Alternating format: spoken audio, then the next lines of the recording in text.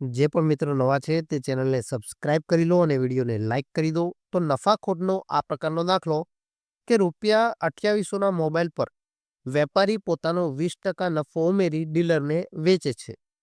જો ડીલર તેના પર પોતાનો 15% નફો અહીંયા નફો છે નફો ઉમેરીને ગ્રાહકને વેચે તો ગ્રાહકે વેપારીની મૂળ કિંમત પ્રમાણે કેટલા ટકા વધારે રૂપિયા ચૂકવ્યા હશે? તો પહેલા તો આ દાખલામાં આપણને એક તો કિંમત આપેલી છે અને બીજું તો આપ્યું છે ટકા. અને આપણને જે જવાબ માંગ્યો છે એ છે ટકામાં.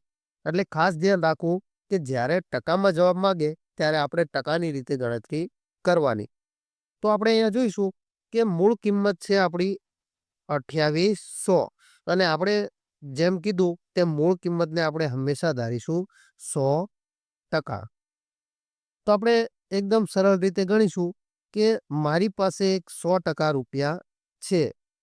હવે આપણે આને 20% નફો ઉમેરીને ડીલરને વેચશું એટલે 100ના 20% થશે 20. એટલે હવે કિંમત બની જશે 120%.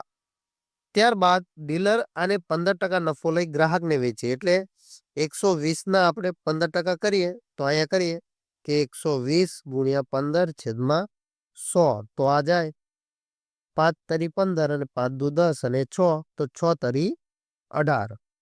તો 120 વત્તા 18 એટલે 138. તો આપણે અહીંયા જોઈ શકીએ કે પહેલા કિંમત હતી 100% અને હવે થઈ જશે 138%. તો આપણને સરેરાશ 38%નો નફો થાય છે. જો આપણને રકમ પૂછી હોત કે કેટલા રૂપિયા તો આપણે 2800ના 38% કરે તો પણ આપણને જવાબ મળી જાત.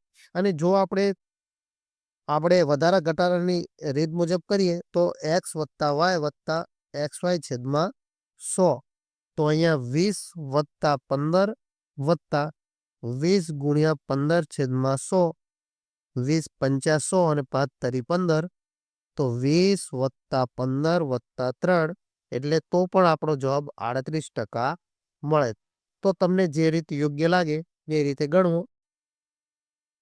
અને આ રીત આપણને સરળ પડશે.